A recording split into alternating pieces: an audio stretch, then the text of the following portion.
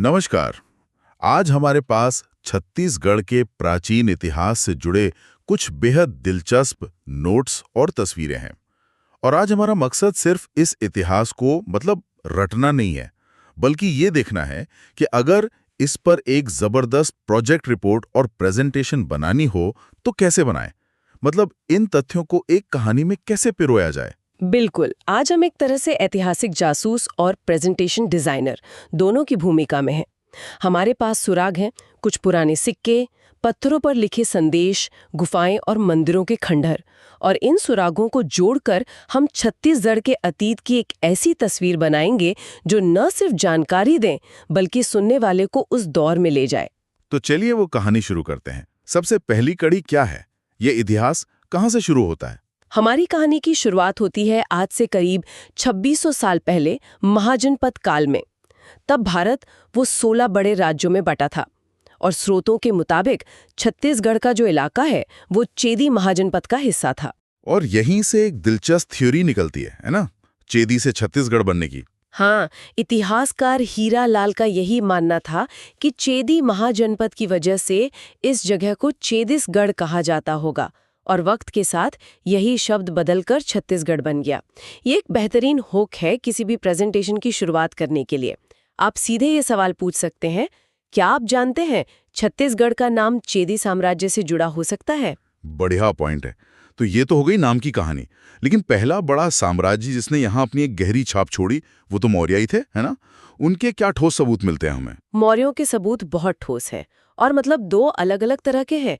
एक तरफ है सिक्के, जिन्हें पंचमार्क या आहत मुद्रा कहते हैं। ये अकलतरा, तारापुर, सारंगढ़ जैसी कई जगहों पर मिले हैं। ये सिक्के इस बात का पक्का सबूत है कि छत्तीसगढ़ मौर्यों के आर्थिक नेटवर्क का एक अहम हिस्सा था। ये सिर्फ करेंसी नहीं थे, बल्कि एक तरह से मौर्य साम्राज्य के स्टैम्प थे कि हम यहाँ मौजूद हैं। में पत्थर पर एक संदेश लिखा है। एक मिनट, पत्थर पर लिखा संदेश? किसी राजा का आदेश होगा? यही तो कमाल की बात है। ये किसी राजा का आदेश नहीं, बल्कि एक प्रेम कहानी है। इसमें सुतनुका नाम के एक देवदासी और देवदत्त नाम के कलाकार के प्यार का जिक्र है, और ये ब्राह्मी लिपि और पाली भाषा में लिखा गया है। वाह, ये तो वाकई अनोखा है। इतिहास सिर्फ राजाओं और लड़ाइयों का नहीं होता। बिल्कुल नहीं, और यही वो अहम मोमेंट है जो किसी भी प्रेजेंटेशन को खास बना सकता है। ये सिर्फ एक प्रेम कहानी नहीं है, ये इस बात का सबूत है कि उस दौर में कला और कलाकार समाज में कितने महत्वपूर्ण थे। सोचिए, एक देवदासी और एक नर्तक की कहानी को पत्थर पर हमेशा के लिए दर्ज किया गया। ये बताता है कि संस्कृति में राजा महाराजाओं के अलावा आम लोगों की कहानियों की भी जगह थी। और इसी पहाड़ी पर दुनिया की सबसे पुरानी नाट्यशाला सीताबेंगरा गुफा भी तो है। हाँ, जिसे एक एम्फी थिएटर की तरह बनाया गया है। ये दोनों जगह मिलकर एक कमाल की तस्वीर पेश करती हैं। किसी स्लाइड पर आप सिर्फ जोगीमारा गुफा शिलालेख मिला लिखने की बजाय उस गुफा की तस्वीर लगाकर सवाल पूछ सकते हैं, वो कौन सी कहानी थी जो 2500 साल पहले पत्थर पर लिखने जितनी जरूरी समझी गई। इससे ऑडियंस तुरंत कनेक्ट करती है। कमाल है। तो मौर्यों की कहानी में अर्थव्यवस्था, सिक्के भी हैं, कला यानी नाट्यशाला भी है, और इमोशन, प्रेम कहानी भी। उनके जाने के बाद क्या हुआ? क्या कोई खालीपन आ गया था या किसी और ने आके उनकी जगह ली? मौर्यों के बाद सातवाहन वंश का प्रभाव बढ़ा। उनके भी सिक्के मिले हैं, जैसे मल्हार से राजा अपिलक की मुद्रा। लेकिन उनका सबसे अनोखा सबूत सिक्का नहीं, बल्कि लकड़ी का एक खंभा है। लकड़ी का खंभा? वो इतने सालों तक बचा कैसे रहा? ये किरारी गांव में मिला था, और ये सच में एक चमत्कार है। इस काष्ठ स्तंभ पर सातवाहन काल के अधिकारियों और कर्मचारियों के पद लिखे हुए हैं। ये उस जमाने की एक तरह की ऑफिशियल डायरेक्टरी या क्या कहते हैं, लिंक्डइन प्रोफाइल लिस्ट जैसा है। ये तो बहुत ही दिलचस्प है। किस तरह के पद लिखे हैं उस पर?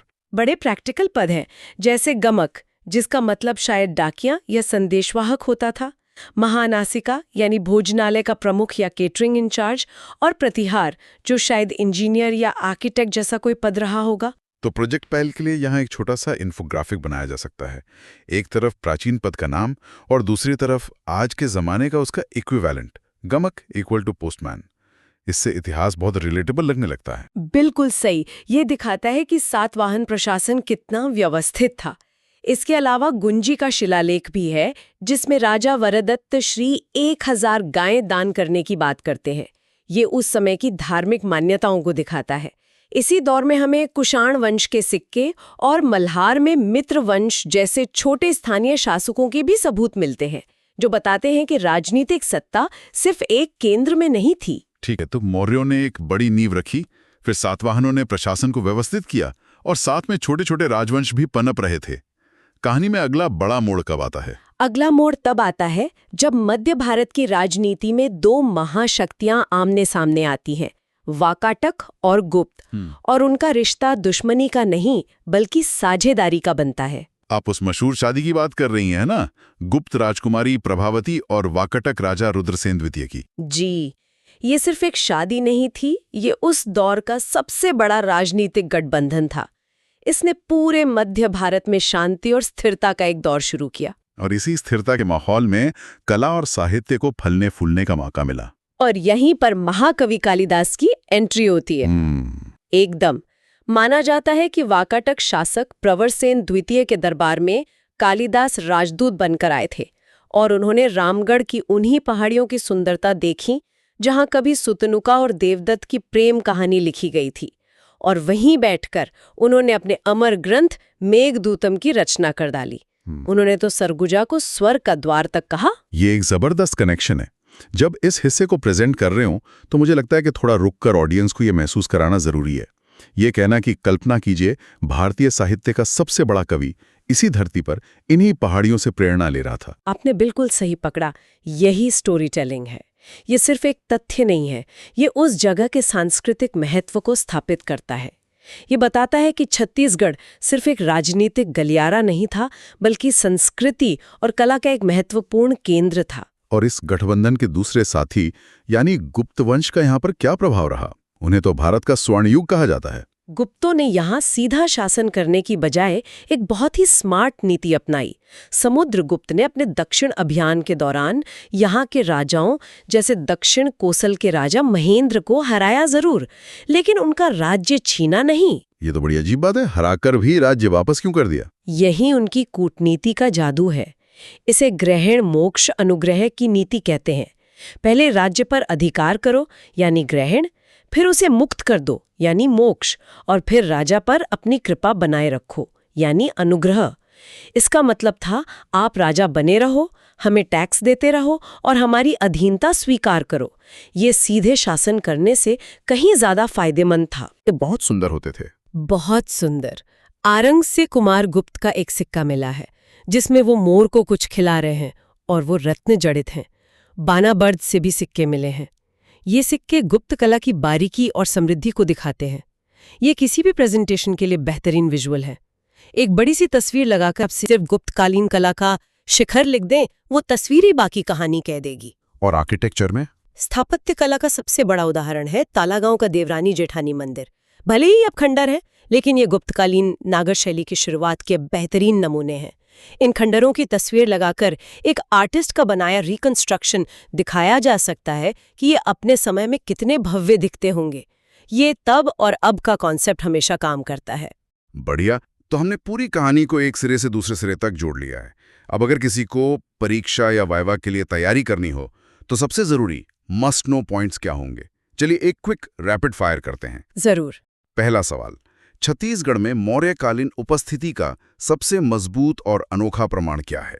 दो चीजें, अर्थव्यवस्था के लिए पंचमार्क सिक्के और संस्कृति के लिए जोगीमारा का प्रेम शिलालेख। एक उनके साम्राज्य के विस्तार को दिखाता है, दूसरा उनकी सामाजिक सोच को। दूसरा सवाल, किरारी का काष्ठ स्तंभ क्यों इतना ज्यादा महत्वपूर्ण है? क्योंकि यह हमें सातवाहन काल की प्रशासनिक व्यवस्था की सीधी जानकारी देता है, जो किसी साहित्यिक ग्रंथ में नहीं मिलती। ये जमीनी हकीकत का एक टुकड़ा है, जैसे उस जमाने का कोई सरकारी दस्तावेज मिल गया हो। तीसरा, कालिदास और छत्तीसगढ़ का क्या कनेक्शन है? वाकाटक शासक प्रवरसेन द्वितीय के दरबार में रहते हुए उन्होंने रामगढ़ की पहाड़ियों पर मेघदूतम की रचना की।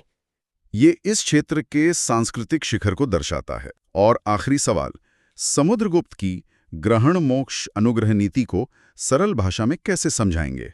ये एक स्मार्ट डिप्लोमेसी थी, जिसमें दुश्मन को हराकर उसे दोस्त बना लिया जाता था, ताकि वो हमेशा आपका प्रभाव माने और टैक्स देता रहे। मतलब सीधा शासन करने से सिरदर्दी से बचना। शानदार। तो अब हमारे पास सिर्फ तथ्य नहीं बल्कि एक पूरी कहानी है, एक स्ट्रक्चर है, विजुअल आइडियाज हैं और ये भी पता है कि हर जानकारी का महत्व क्या है। ये सिर्फ एक प्रोजेक्ट नहीं बल्कि छत्तीसगढ़ के गौरवशाली अतीत की एक यात्रा है। बिल्कुल। हमने देखा कि कैसे चेदी महाजनपद से एक पहचान मिली, मौर्यों ने कला और अर्थव्यवस्था की नींव रखी, सातवाहनों ने प्रशासन को मजबूत किया और फिर वाकाटक गुप्त काल में ये क्षेत्र संस्कृति और कूटनीति का एक बड़ा केंद्र बन गया। हर युग ने अपनी एक परत जोड़ी है। और जाते जाते एक सवाल मैं श्रोताओं के सोचने के लिए छोड़ना चाहता हूँ। जरूर। इन सारे स्रोतों में हमें राजाओं, रानियों, कवियों और अधिकारियों की बातें तो मिलती हैं, लेकिन उस आम इंसान का क्या, जो उस नाट्यशाला में नाटक देखता था, या वो कारीगर जिसने देवरानी जेठानी मंदिर को बनाया होगा, या वो किसान जो इन पंचमार्क सिक्कों से अपना सामान खरीदता था? उनकी कहानियां इन खंडहरों और शिलालेखों में कहाँ छिपी हो सकती हैं?